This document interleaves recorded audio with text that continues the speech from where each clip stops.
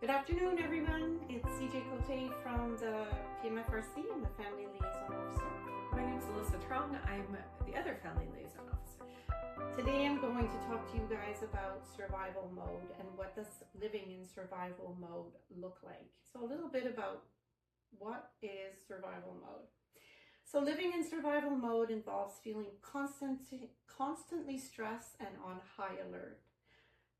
And you can imagine when you're constantly stressed and living on high alert, eventually it leads to physical and mental exhaustion. But people keep going. I know a lot of ladies that keep going. Individuals may experience difficulty relaxing, making decisions, managing emotions, managing their homes. They are extremely overwhelmed on some days.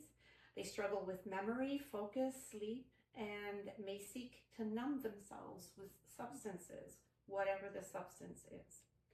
Sometimes traumatic events such as an accident, an assault, bereavement, or abuse may trigger our brains to boot into survival mode, to simply get us through the threat. So when our brain is threatened, what are the 4 things that it does? F words: flight, fight, fawn, Freeze. and freeze. Yeah. Okay, so when you're constantly in one of those, you can imagine how exhausting that becomes. So survival mode is an informal term to describe when a person is affected by a prolonged stress response. It's actually an ancient, ingenious way that our bodies use to protect ourselves from threats, right? But too much time spent in survival mode can cause a host of unwanted effects, both physical and mental.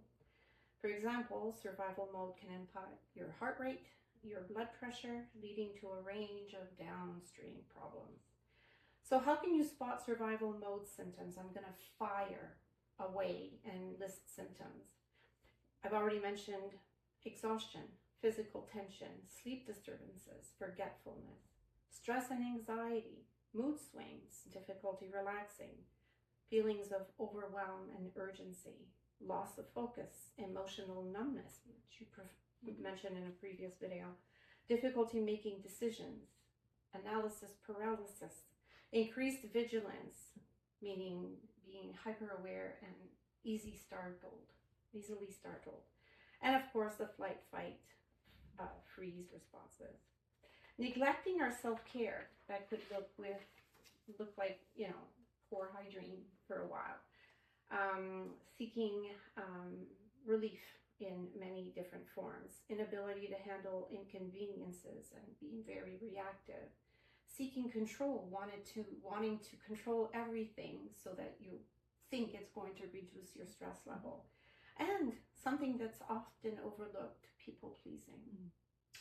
So it's important to remember that these signs can vary from person to person, and not everybody will experience them or all of them. If you recognize several of these signs, it might be a sign that you're in survival mode and may benefit from seeking support to help manage these symptoms better.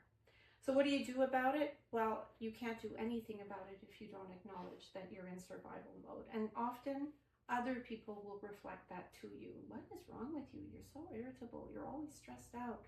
Listen and take that in. Apply some self-compassion. We will make a whole video on self-compassion, but that basically means giving yourself grace and treating yourself with not the negativity that you're tempted to. Take care of yourself, build in some structure, sometimes that helps. Aim for and acknowledge the little things, the little wins, right? Trim down the triggers, as you mentioned in one of your videos, and reach out to loved ones and not hesitate to seek support. I will link 2 documents in the description below. One on what survival mode looks like at home, and the other one is a little bit of a self-explanatory kit. It's available online. You can just download it to what survival mode looks like for you. Anything? Oh, I think that was fantastic.